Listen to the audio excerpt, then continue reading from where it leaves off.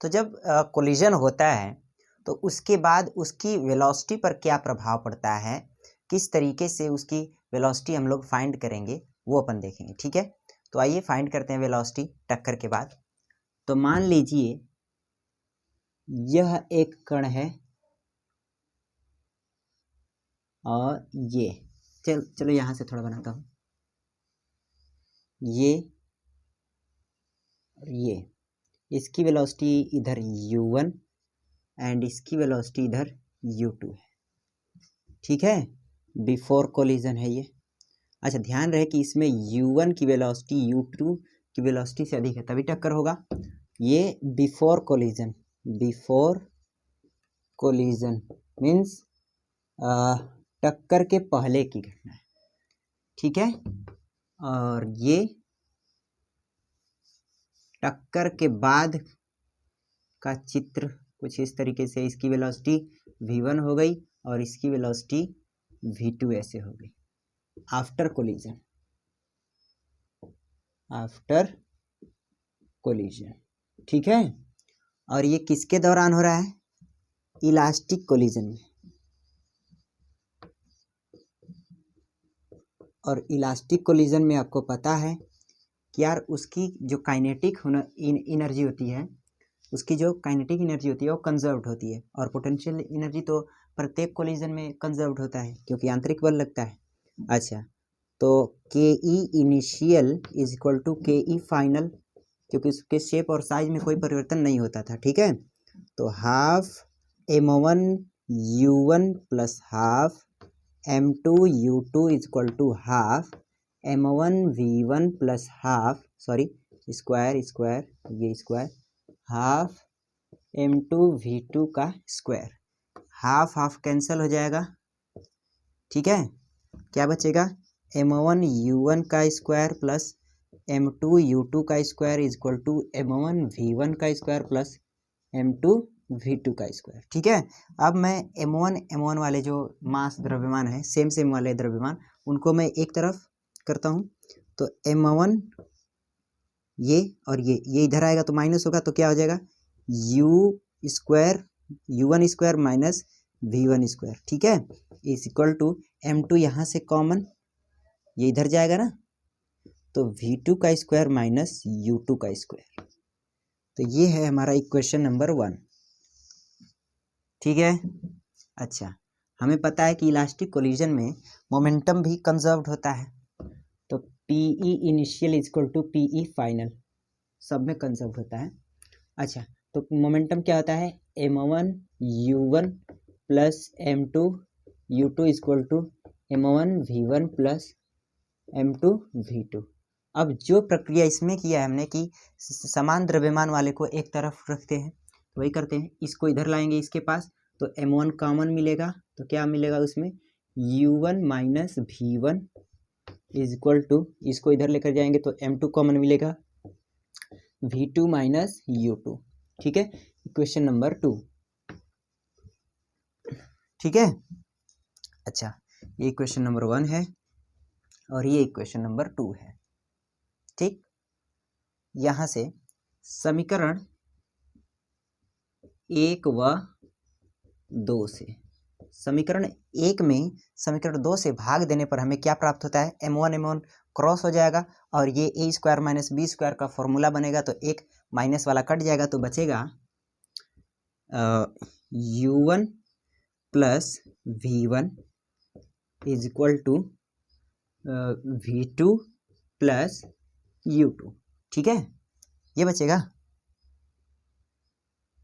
हाँ ठीक है, अब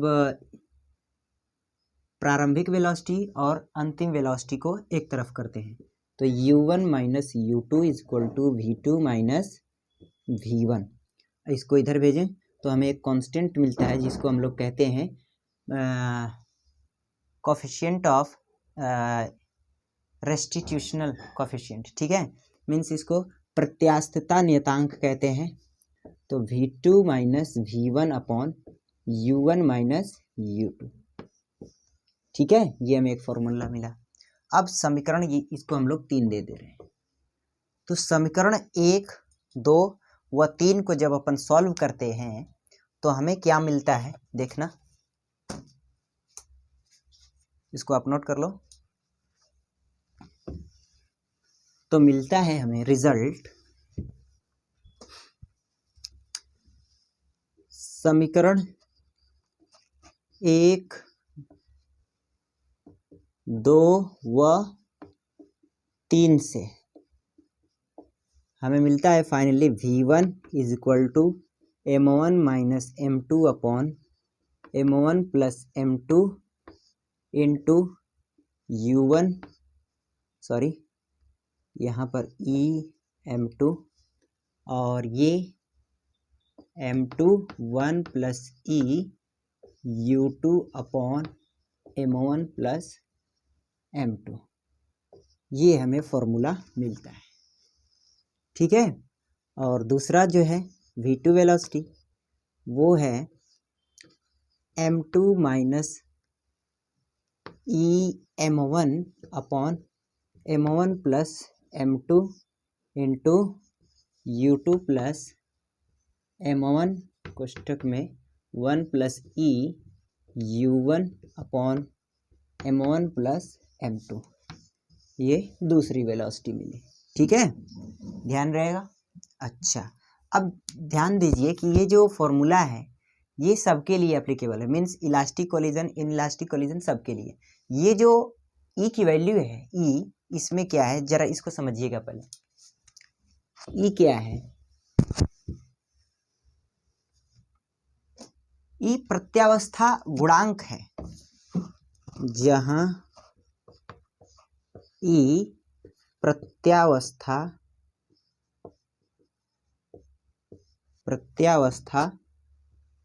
गुणांक है। ठीक है, प्रत्यावस्था गुणांक क्या होता है, E is equal to V2 minus V1 upon U1 minus U2, ये होता है। ठीक है, अच्छा इसके बारे में और देखो कि जब या फिर फॉर इलास्टिक कोलिजन, जब इलास्टिक कोलिजन होगा तब E की वैल्यू 1 होगी। E की वैल्यू क्या होगी, 1 होगी। तो देखो इलास्टिक कोलिजन जब होगा तो यहाँ पर E की वैल्यू 1 रखोगे, तो इलास्टिक कोलिजन के लिए, ये तो हमने जनरल फॉर्मूला डिराइव किया। अब जब इलास्टिक कोलिजन के लिए बात होगी, for elastic collision, for elastic collision,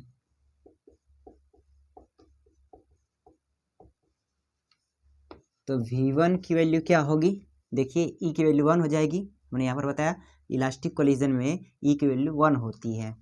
तो V1 is equal to M1 minus M2 upon M1 plus M2 into U1 plus M2। ध्यान से देखें, यहाँ पर 1 रखेंगे तो ये 2 हो जाएगा, मतलब 2M2 U2 upon M1 plus M2। ये फॉर्मूला होगा इलास्टिक, जब कोलिजन होगा तब उसकी वेलोसिटी ये होगी। ठीक है, और वहीं दूसरी वेलोसिटी क्या हो जाएगी, तो यहाँ पर E रखेंगे M2, सॉरी E की वैल्यू 1 रखेंगे, minus M1 upon M1 plus M2 into U2 plus यहाँ पर रखेंगे तो 2 हो जाएगा, तो 2M1 U1 upon M1 plus M2। ये किसके लिए है, इलास्टिक कोलिजन के लिए है। ठीक है, ये किसके लिए है, इलास्टिक कोलिजन के लिए दोनों है, और ये जनरल फॉर्म है। ठीक है, जिस तरीके से ई रहेगा उस तरीके से उसकी वेलोसिटी बदलेगी। अच्छा, और देखो स्पेशल केसेस, इसको आप देख लो ध्यान से, इसी पर क्वेश्चन आएंगे, फॉर्मूला आपको याद रहे। ठीक है, देखिए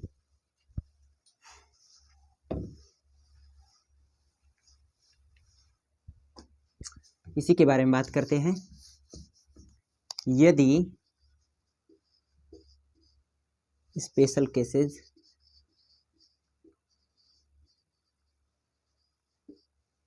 यदि M1 is equal to M2, अगर M1 और M2 आपस में बराबर होंगे तब क्या होगा, फॉर किसके लिए है, इलास्टिक कोलिजन के लिए ही है, ठीक है। तो V1 M1 M2 बराबर होंगे तो ये 0 हो जाएगा, ठीक है। तो क्या होगा, ये 0 हो गया पहला वाला ये, ठीक है, इसमें का ये 0 हो गया, बचाइए तो 2mu2/2m ऐसे होगा, ये कट गया ये कट गया, क्या हो गया V1 is equal to U2, ठीक है। उसी प्रकार V2 क्या हो जाएगा, ये 0 हो जाएगा और ये बचा मीन्स U1, ठीक है। तो जब इलास्टिक कोलिजन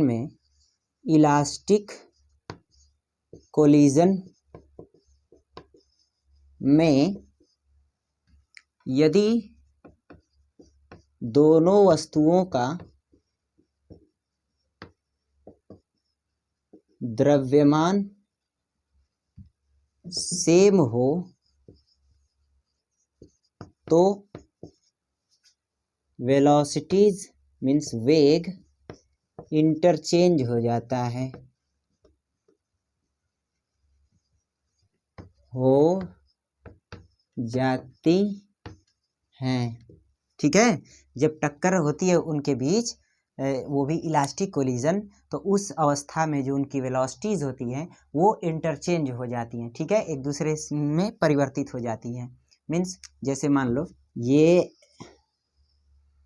एक वस्तु है, ये दूसरी वस्तु है, इसकी वेलोसिटी U1 है और इसकी वेलोसिटी U2 है। यहाँ पर कंडीशन क्या है कि U1 is greater than to U2 है, ठीक है। अच्छा क्योंकि ये इलास्टिक कोलिजन हो रहा है तो उस अवस्था में जो इनके बीच टक्कर होगी, जैसे मान लो यहाँ पर मैं टक्कर दिखा रहा हूँ, ऐसे इनके बीच टक्कर हुई और इसके बाद जो वेलोसिटी प्रथम वाले की ये मिलेगी वो उसकी ये वाली बन जाएगी, इंटरचेंज हो जाएगी।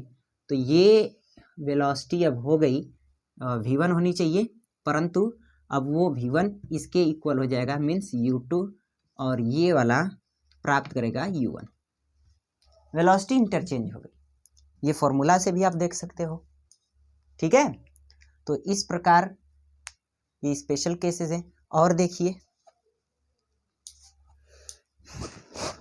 जब भी आपको क्वेश्चन में बोलेगा कि दो वस्तुएं जिनका द्रव्यमान सेम है, ठीक है, के बीच इलास्टिक कोलिजन हो रहा है, अगर पहले की वेलोसिटी दे रखी है तो टक्कर के बाद जो वेलोसिटी होगी वो इंटरचेंज हो जाएगी, यहाँ से आप डायरेक्टली बोल सकते हो, ठीक है। दूसरा केस देखो, स्पेशल केस दूसरा, यदि M1 is very very greater than to M2, ठीक है, M1 is very very greater than to M2, तो क्या होगा V1 इज इक्वल टू, देखो अगर कोई वस्तु ज़्यादा बड़ी है मीन्स कोई नंबर ज़्यादा बड़ा है तो अगर उससे में छोटा सा नंबर कोई घटाया जाए तो लगभग वही प्राप्त होगा। तो उसको हम लोग मान लेते हैं कि M1 is very very very very greater than to M2, तो उसमें M1 में से M ये घटाएंगे तो लगभग वही मिलेगा, ये अपन मान लेते हैं, ठीक है। तो यहाँ पर हमें क्या मिलेगा, ये तो M2 है और ये भी M2 ही मिलेगा, तो वो तो लगभग 0 हो जाएगा।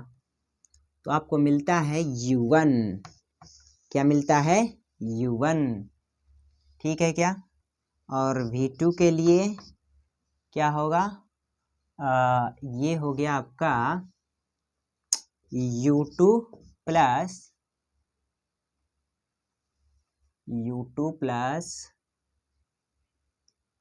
U, इसमें देखो तो ये तो M1 ही हो गया, M1 is very very greater than to M2। तो अगर बड़ी वाली संख्या में से, जैसे देखो ये हमारे पास ये इक्वेशन है M2 minus M1 upon M1 plus M2 U2 plus 2 M1 U1 upon M1 plus M2, क्योंकि हमने कंडीशन क्या लिखी है कि M1 is very very greater than to M2, तो छोटी संख्या में से अगर बड़ी संख्या घटेगी तो क्या होगा, माइनस आएगा, माइनस M1 U2 अपॉन ये M1 प्लस M2 जोड़ेंगे वो लगभग क्या होगा M1 ही रह जाएगा, ठीक है। और ये देखो 2M1 U1 अपॉन ये M1 ही रह गया, तो ये कट गया और ये ऐसे कट गया, तो V2 is equal to 2u1 minus u2, ये आपका वेलोसिटी मिलता है। ठीक है, तो इस तरीके से हमने कोलिजन के बाद वेलोसिटी फाइंड किया। ठीक है, अब आइए करते हैं इस पर बेस्ड क्वेश्चन।